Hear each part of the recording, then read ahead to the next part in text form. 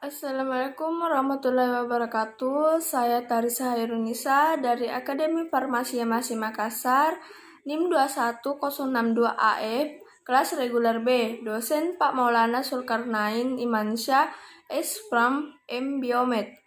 Kali ini saya akan membawakan materi tentang sistem muskular atau jaringan otot. Sistem muskular atau otot, jaringan pada tubuh yang berfungsi untuk mengubah energi kimia menjadi kerja mekanik sebagai respon tubuh terhadap perubahan lingkungan. Semua sel-sel otot mempunyai kekhususan, yaitu untuk berkonstruksi. Terdapat lebih dari 600 buah otot pada tubuh manusia. Sebagian besar otot-otot tersebut dilekatkan pada tulang-tulang kerangka tubuh oleh tendon, dan sebagian kecil ada yang melekat di bawah permukaan kulit. Fungsi sistem muskular atau otot. Pergerakan otot menghasilkan gerakan pada tulang tempat otot tersebut melekat dan bergerak dalam bagian organ internal tubuh, menopang tubuh dan mempertahankan postur tubuh. Yang kedua, otot menopang rangka dan mempertahankan tubuh saat berada dalam posisi berdiri ataupun dalam posisi duduk terhadap gaya gravitasi. Yang ketiga, produksi panas. Kontraksi otot-otot secara metabolis menghasilkan panas untuk mempertahankan suhu tubuh normal. Jenis-jenis otot terbagi menjadi beberapa bagian. Yang pertama, otot rangka. Yang kedua, otot leher. Yang ketiga, otot bahu. Yang keempat, otot perut. Yang kelima, otot dada. Yang keenam, otot punggung. Yang ketujuh, otot pangkal lengan atas. Yang kedelapan, otot lengan bawah. Dan yang terakhir adalah otot jantung. Otot rangka merupakan otot lurik volunter dan melekat pada rangka, memiliki banyak inti dipersarafi oleh saraf, motorik, dan semotik. Melekat pada tulang, sumber Ca2+ dari retikulum sartoplasma, sumber energi dari metabolisme aerobik dan anaerobik. Awal kontraksi cepat, mengalami tetani, dan cepat lelah. Otot rangka dibagi menjadi 5 bagian. Yang pertama, otot pundak kepala. Otot pundak kepala dibagi menjadi 2, yaitu musculus frontalis. Fungsinya mengurutkan dahi dan menarik dahi mata. Yang kedua, occipitalis. Terletak di bagian belakang. Fungsinya menarik kulit ke belakang. Yang kedua, otot wajah. Terbagi menjadi 4. Yang pertama, otot mata. Yang kedua, otot bola mata. Fungsinya memutar mata. Yang ketiga, otot lingkar mata. Terdapat di sekeliling mata, fungsinya sebagai menutup mata atau sphincter mata. Yang terakhir, musculus levator palpebra superior. Terdapat pada kelopak mata, fungsinya menarik mengangkat kelopak mata atas pada waktu membuka mata. Yang ketiga ada otot mulut, bibir, dan pipi yang terbagi menjadi beberapa bagian. Yang pertama, otot sudut mulut yang fungsinya menarik sudut mulut ke bawah. Yang kedua, musculus quadratus labii superior.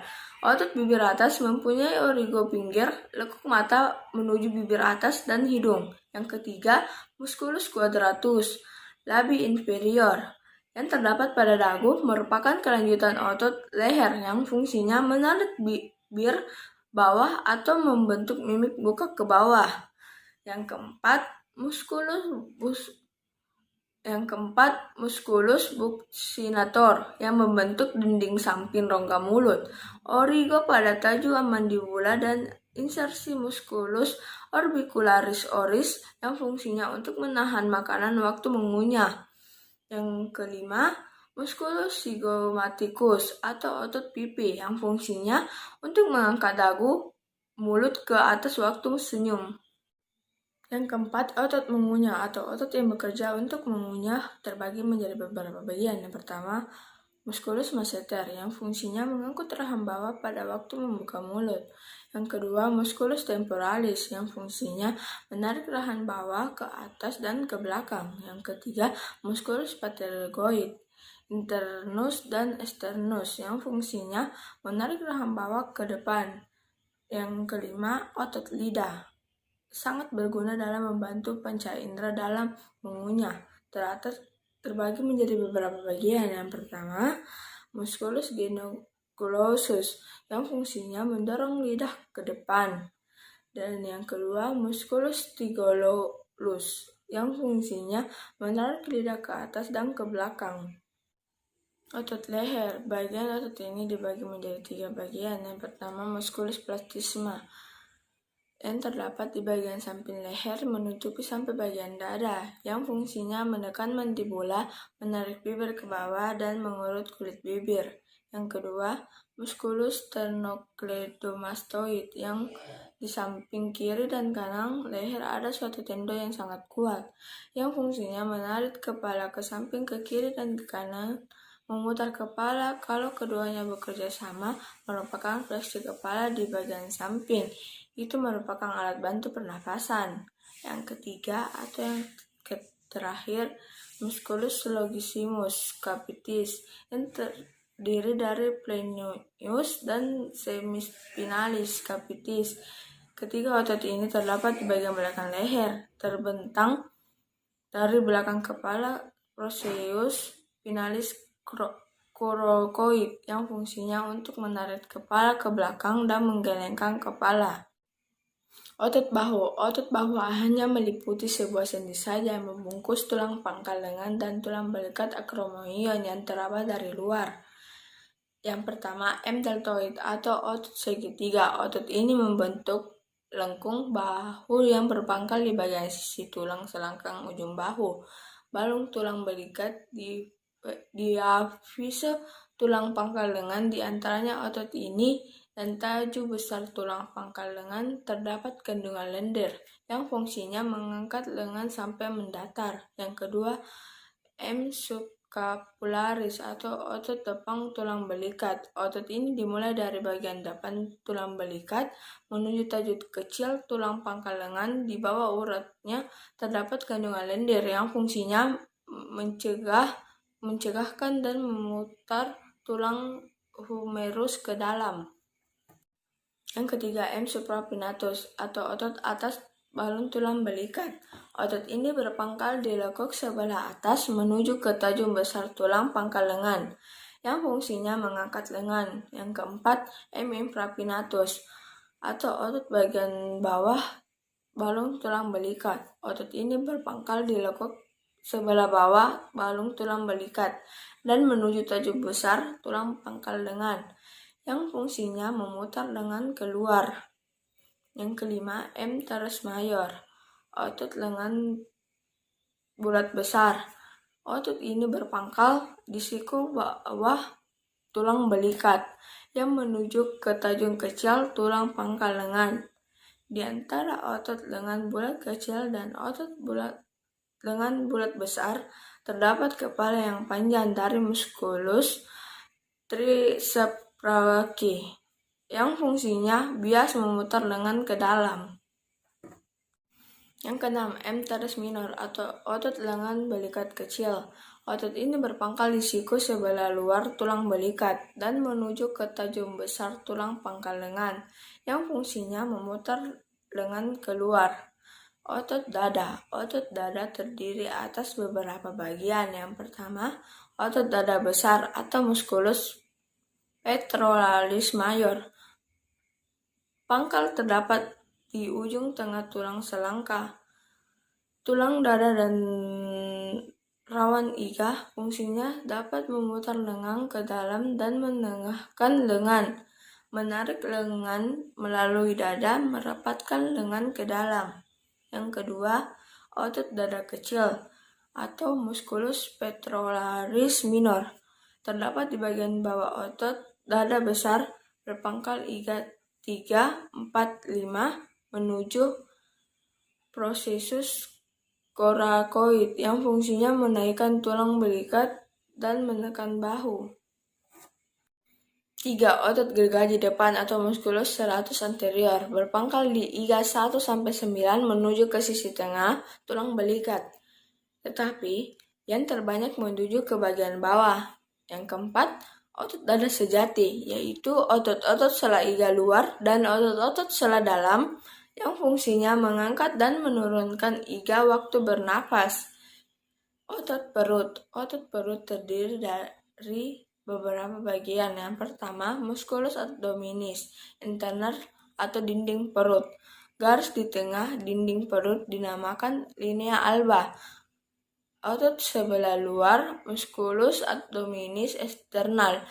Otot yang tebal dinamakan aponeurosis yang membentuk kandungan otot yang terdapat di sebelah kiri dan kanan linea itu.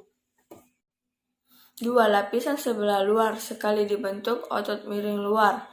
Berpangkal pada iga 5 sampai iga akhir, serabut ototnya sebelah belakang menuju ke tepi tulang panggul, serabut yang depan menuju linea alba, serabut yang tengah membentuk ikat yang terbentuk dari spina iliaca anterior superior ke sphincter. Yang ketiga, lapisan kedua di bawah otot dibentuk oleh perut otot. Serabut miring menuju ke atas dan ke tengah. Aponeurosis terbagi menjadi 2 dan ikut membentuk kandungan otot perut lurus sebelah depan dan ke belakang musculus rectus abdominis. Otot perut lurus mulai dari pedang rawan iga 3 di bawah dan menuju simfisis. Otot ini mempunyai 4 urat melintang. Yang keempat, musculus transversus abdominis merupakan sifoid menuju artikula ke costa 3 terus ke simfisis. Otot ini membentuk 4 buah urat yang bentuknya melintang, dibungkus oleh musculus rectus abdominis dan otot vagina. Kelima, otot yang masuk ke dalam formasi bagian bawah dinding perut atau dinding abdominal posterior. Yang pertama, musculus psoas terletak di belakang diafragma bagian bawah. Mediastinum berhubungan dengan quadratus lumborum di dalamnya. Terdapat arteri, vena, dan kelenjar limfe. Yang kedua, musculus iliacus terdapat pada bagian sisi tulang ilium sebelah belakang. Berfungsi menopang sekum dan sebelah depan menyentuh kolon descendens. Otot punggung. Otot punggung dibagi menjadi 3 bagian. Yang pertama, otot yang ikut menggerakkan lengan, trapezius atau otot kerudung. Terdapat di semua ros-ros tulang punggung, berpangkal di tulang kepala belakang, yang fungsinya mengangkat dan menarik sendi bahu. Bagian atas menarik scapula ke bagian medial, dan yang bagian bawah menarik ke bagian lateral. Yang kedua, musculus latissimus dorsi atau otot punggung lebar, berpangkal pada ruang tulang punggung. Yang kelima, dari bawah fascia limboid, tepi tulang punggung dan iga 3 di bawah, gunanya menutupi ketiak bagian belakang, menengah, dan memutar tulang pangkal dengan ke dalam. 2. Otot antara ruas tulang belakang dan iga. Otot yang bekerja menggerakkan tulang iga atau tulang bantu pernapasan terdiri dari 2 otot, yaitu musculus serratus posterior inferior atau otot gergaji belakang bawah. Terletak di bawah otot punggung lebar, berpangkal di fascia lumbodorsalis yang menuju ke iga 5 dari bawah. Gunanya menarik tulang iga ke bawah pada waktu bernapas. Yang kedua, musculus serratus posterior superior yang terletak di bawah otot belah ketupat atau berpangkal di ruas tulang leher ke-6 dan ke-7 dari ruas tulang punggung. Yang kedua, gunanya menarik tulang iga ke atas waktu inspirasi. Otot pangkal lengan atas. Yang pertama, flexor atau musculus big pes brachii, otot lengan berkepala 2. Otot ini meliputi 2 sendi dan mempunyai 2 buah kepala. Kepala yang panjang melekat di dalam sendi bahu, sedangkan kepala yang pendek melekatnya di sebelah luar dan yang kedua di sebelah dalam. Otot itu ke bawah menuju ke tulang pengumpil. Di bawah uratnya terdapat kandungan lendir, yang fungsinya membengkokkan lengan bawah siku meratakan hasta dan mengangkat lengan. Dan yang kedua, musculus brachialis atau otot lengan dalam. Otot ini berpangkal di bagian bawah otot segitiga di tulang pangkal lengan dan menuju taju di pangkal tulang hasta. Fungsinya membengkokkan dengan siku. Yang ketiga, musculus coracobrachialis. Otot ini berpangkal di processus coracoid yang menuju ke tulang pangkal lengan yang fungsinya mengangkat lengan. Otot lengan bawah, otot-otot kedang yang memainkan peranannya dalam pengetualan di atas sendi siku, sendi-sendi tangan, sendi jari, dan sebagian dalam gerak silang hasta. Yang pertama, musculus extensor carpi radialis longus. Yang kedua, musculus extensor carpi radialis brevis. Yang ketiga, musculus extensor carpi radialis ulnaris. Ketiga otot ini yang fungsinya sebagai ekstensi lengan atau menggerakkan lengan. Yang keempat, digitonum carpi radialis yang fungsinya ekstensi jari tangan kecuali ibu jari. Yang kelima, musculus extensor pollicis yang fungsinya ekstensi ibu jari. Otot-otot ketul yang mengedamkan siku dan tangan serta ibu jari dan meratakan hasta tangan. Otot-otot ini berkumpul sebagai berikut. Yang pertama, otot-otot di sebelah tapak tangan. Otot-otot ini ada 4 lapis. Lapis yang kedua di sebelah luar berpangkal tulang pangkal lengan. Yang di dalam lapis yang pertama terdapat otot-otot meliputi sendi siku, sendi diantaranya hasta dan tulang pengumpil, sendi di pergelangan yang berfungsi dapat membengkokkan jari tangan. Lapis yang keempat ialah otot-otot untuk sendi-sendi antara tulang hasta dan tulang pengumpil. Yang kedua, otot-otot di sebelah tulang pengumpil yang berfungsi membengkokkan lengan siku, membengkokkan tangan ke arah tulang pengumpil atau tulang hasta. Yang ketiga, otot-otot di sebelah punggung atas disebut otot gedang jari bersama yang meluruskan jari tangan. Otot yang lain meluruskan ibu jari. Otot-otot lengan bawah mempunyai urat yang panjang di bagian bawah, di dekat pergelangan atau di tangan. Urat-urat tersebut mempunyai kandungan urat.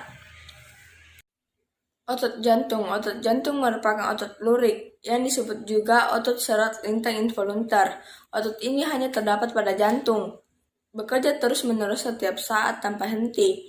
Tapi otot jantung juga mempunyai masa istirahat, yaitu setiap kali berdenyut.